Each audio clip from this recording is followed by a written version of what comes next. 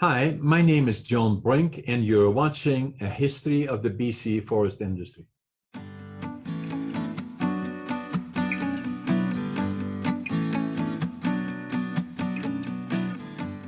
Thank you for joining us today. Our guest today is a very interesting person and a friend. It's Tracy Calogheros, who is the CEO of Exploration Place in Prince George. Welcome to the show, Tracy. Thanks for having me. So, want to know a little bit more about you. Is that, are you from British Columbia, or were you born here, or? No, actually, I was born in Ontario. Now, don't hold that against me, but I was born in Toronto, and that's where I was living when I moved out here in '92. So, were you in the city of Toronto, or? That's where I was born. I spent most of my formative years in the suburbs out in Brampton area, and then I was living in downtown Toronto when I moved out here. Yeah, and so you got your training, your education, and your background all in Ontario, then, right? Right. Yep. I spent some time at York University. Didn't finish the degree, but I did spend a bunch of time there. So, what did you take at university? Well, I took fine art. I took mainly sculpture and art history. I figured it was a great way to study cultures was through the art that they were putting out. So, and then the question becomes is why Prince George? Well, the shorthand to that is it was in the middle. I wanted to come to BC. I had never been out west. I knew that I was primarily a city girl at that point, although I loved the wilderness. But I didn't think I could survive if I moved straight into the bush. So I came to Prince George because it was in the middle, and honestly didn't intend to stay even in this much of an urban setting. I was looking to go somewhere much smaller, but the city hooked me. So more or less what you did is, and obviously geographically speaking, Prince George is the absolute center of the province of British Columbia. Oh, well, not if you talk to Jerry Thiessen over in Vanderhoof. It's Vanderhoof that's the actual geographic center. Yeah, we won't argue with him about that. So No. we'll share it between them.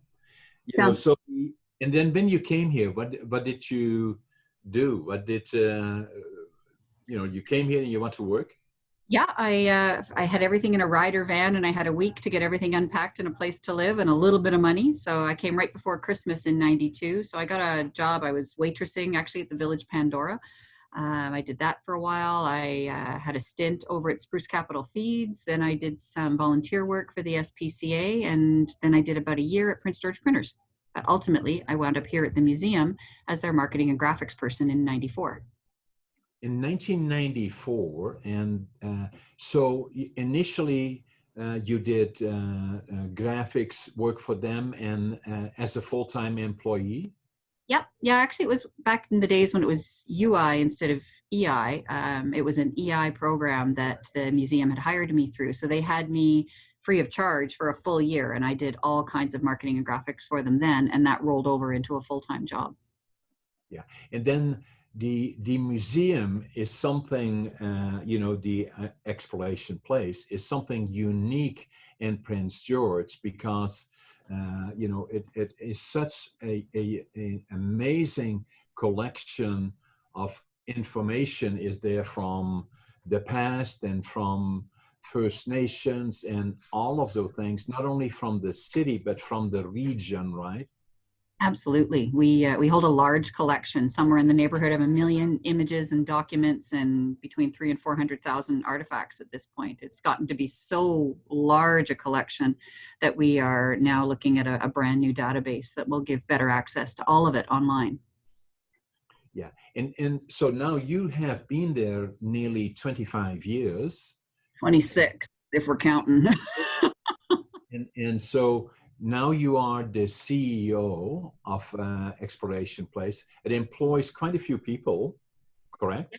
Well, not at the moment. We're down to just 11 during COVID, but normally we'd be somewhere in the mid 30s in terms of staff numbers, and we've been up close to 50 depending on our summer student funding. Now, the other thing about the Exploration Place, and obviously I've been here for 55 years and I've been there several times, but not enough because it has such an amazing collection of information, is that you know, I never quite fully understood, where it gets the funding. Is it part of the city, or what is the structure? Actually, we are an independent charity. We have government funding from various levels, but of our $2 million annual operating budget, we have to earn somewhere between 50 and 60% depending on the year. So the regional district is our primary government partner that come in around 40% of our annual operating budget. But no, we're not a department of any level of government. We are an absolutely independent charity with a board of governors that control us. Right. And then the other part about it that I always find unique about Exploration Place is that it went through a lot of history. When did it first start, or when was it opened, kind of thing, or the predecessor, Yeah, the Museum Society began in 1958 as a group here in Prince George that felt it was important to preserve particularly post-contact settlement history. And it went through a number of iterations, and it wasn't until the mid-70s that the first real purpose-built building got built, opened in 75, burned to the ground in 76, and took the entire collection with it. So then it was 81 when the new building went up in Clayton Memorial Park. And it wasn't until 2001 that we expanded to include natural history, indigenous history, and science and tech, and we rebranded as Exploration Place. So they lost all of it in 1976. Yes. So what happened? The story that I was told was that there was a caretaker of the day who was a smoker and either fell asleep with a cigarette or left a cigarette improperly put out, and when the building caught on fire, it was the middle of the winter, the first fire truck coming into the park got stuck in the snow and no one could get past it, and they couldn't move the truck. So essentially they stood and watched the building burn. It was a log structure at the time. What a loss. Oh, huge loss. It's a massive loss. And what a challenge to rebuild the collection. Now, another example would be is that the images, you have virtually 1 million images. And a lot of times what happens, correct me if I'm wrong, I remember Wally West had a massive collection, and many, many others and individuals, organizations that then donated to, the museum. How does that kind of process work? Well, it depends on the donor and on the collection. Wally actually was a master Canadian photographer, so his own work belonged in our collection. And he also owned the Simonson photo collection, who was the first photographer of the area. So we have his collection on glass plate negatives. That collection was purchased by the city of Prince George many years ago and then transferred to the museum itself. Often these days, people will bring us photo albums or collections from a particular story that they want to tell. We can scan everything now at such a high resolution that we don't need to keep the originals. So you can give us originals, you can give us scans. There's a bunch of ways that we can do it. The important part is that we capture the collection and the stories of our region. Yeah, and preserve the history, right, of the region and the area. And for our benefit of our listeners, the reason that I believe that our guest today, Tracy Calogheros, is so such an interesting guest is because the museum has the images going all the way back to the forest industry way back then, and she has a special interest in that area and in the forestry. She has a very, very close connection to the late HNA and has for a long time. And the other part that makes it so interesting is that she also is one that has been very active in the political side of things and ran, in fact, for the member of parliament for the Liberals. When was it, Tracy, 2 years ago? I ran twice. I ran in 2015 and again in 2019. Yeah, and still are very active. And are you going to run again? Who knows, right? Yeah, who knows? Never say never, I suppose. Yeah. So, so what gives us about Tracy is her history, and the museum and all the history, and then the other one, the connection to Ottawa, because, she still has very, very close connections to the incumbent government, and and is still a link for us to Ottawa, for some of the things that we do, and we'll talk about it in a little bit. But looking back at the industry is that with the images from the forest industry going all the way back to the beginning of the industry is really unique. And, because around the Prince George area, we used to have up to 500 to 600 sawmills in the bush. Yeah. Yeah, it's crazy, the numbers, but they were much smaller mills than what people think of today. Yeah, they were kind of poor. So the mill would go to the timber rather than the timber going to the mill, and all of that went through the transitions in time. And then the other part, the planers that used to dress the wood and put it in railroad cars was then the planers were located on River Road, which was then called Planer Road. Obviously, the only ones left now on Planer Road or River Road is ourselves with our operation. But it used to be a beehive, right? Yeah. Yeah, there was all sorts of mills out the East Line in particular and all along Planer Road. There's, if people are interested, our database online now, you could go in and search our collection and just punch in things like Planer Road or Sawmill, and you'll get the images will come up under plain language. Yeah, and you really can see the transaction, right? Yeah. Now, the other thing that you also were quite involved in is that Northwood Pulp and Timber and Mills was one of the largest producers in the area. And when they were acquired by Canfor, they donated their archives to the museum. Mm-hmm. Yeah, we held a lot of the forestry records, and there were some of them also at UNBC, and they have an archives as well. And so it was just in the last year that we got talking about maximizing the best use of Class A space in our community because it's expensive. And so we transferred the Northwood collection up to UNBC because it was researchers up there that were accessing that historical forestry data to be able to inform their work today and projecting into the future. Yeah. So, and then, where we are now, we are as a lumber industry and as a region that is directly affected by things that are happening in the forest industry, have been for a long time, kind of going up and down with the fortunes of the industry, is that it is an industry in transition, and in which the industry is getting smaller, but is doing different things with the wood. You also have been quite involved with the Clayton Tenay, and obviously they will become and are already stakeholders in the timber or the working forest. And tell us a little bit about your relationship with Clayton Tenay. Yeah, it's one of the relationships that I'm most honored by. I was sent by my prior director back in my mid-20s to essentially make friends. And it was Elder Ron Seymour, who's since passed, that really had the patience to take the time to teach me what the educational system had never taught me anything about in Ontario. I'd never heard of a residential school. I knew nothing about land claims or the kinds of challenges that were faced by Indigenous Canadians right across this country. And so as I had the opportunity to learn more and more, it became clear that we wanted to tell those stories here at the museum. So we went through several iterations of exhibit development and had 3 different exhibits that showed and really started to tell for the first time the story of the expulsion from the park of the Claytley, the removal of them from their reserve land, and before that, the removal from the traditional territory. So you mentioned the importance of Indigenous involvement in management of the land base. And that, I think, is going to be a defining feature as we move forward.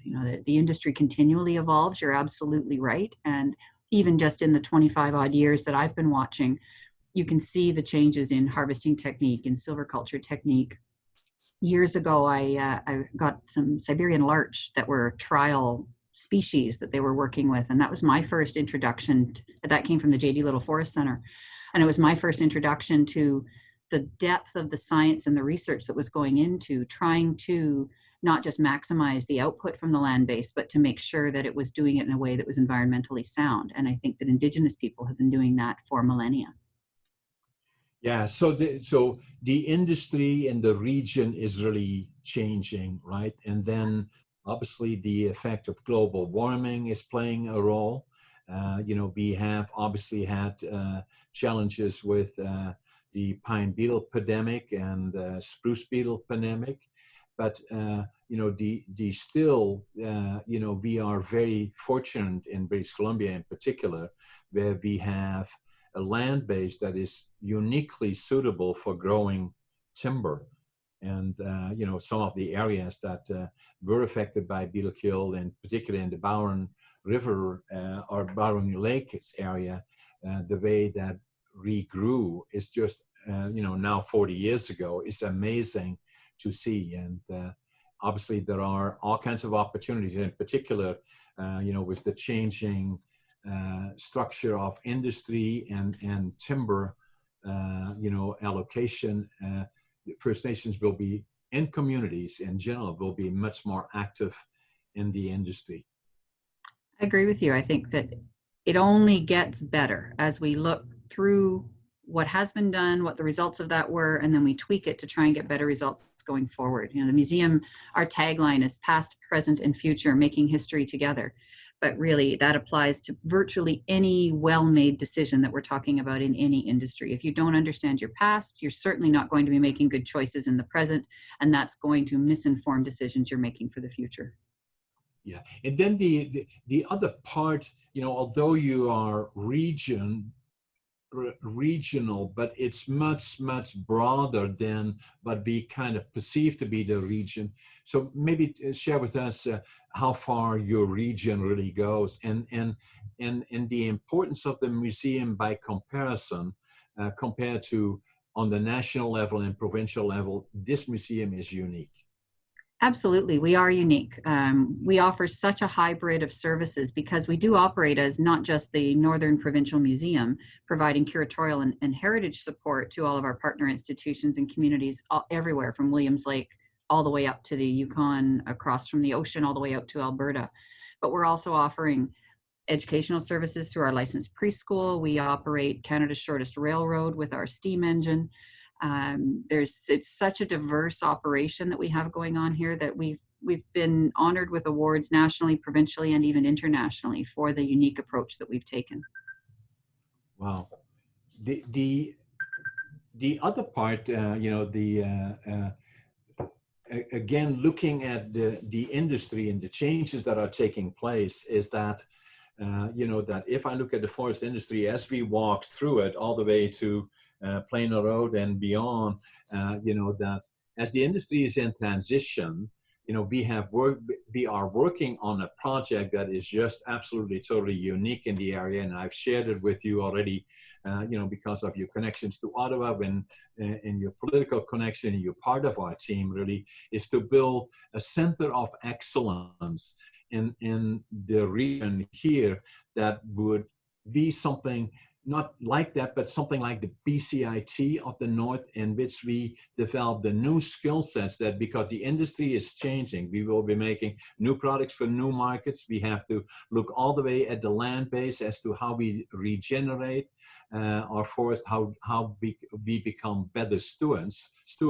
And then in terms of manufacturing, that includes technology, potentially robotics, and all kinds of other things that we require to become a world-class industry again, as we are in transition right now.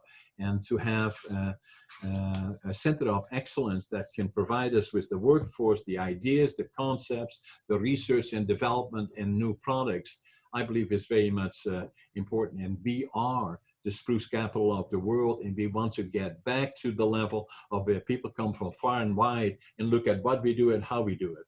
Mm-hmm. And you're very part of that. I appreciate that, and I'm glad to be a part of the project, because I think that that is exactly the kind of thinking and development that makes a lot of sense here in North Central British Columbia. We're in the heart of Canada's boreal forest. We have a long history of not just innovation, but partnerships. And so when you look to UNBC, you look to CNC, that ability to tie not just post-secondary education and industry together, but to add material culture, Indigenous culture, and the go-get-it attitude of the folks that live in this part of the world, I think we are well poised to be a leader on the international stage.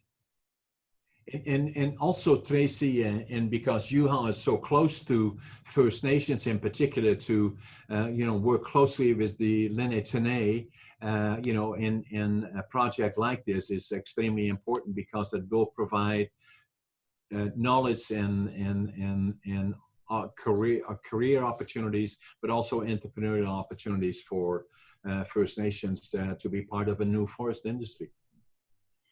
The Clayton have been involved in forestry for a long time. I know there's LTN logging that was set up many years ago, back in the 90s. And I really think that the Clayton have shown real bravery in terms of making partnerships with non-Indigenous decision makers and industry and organizations like my own.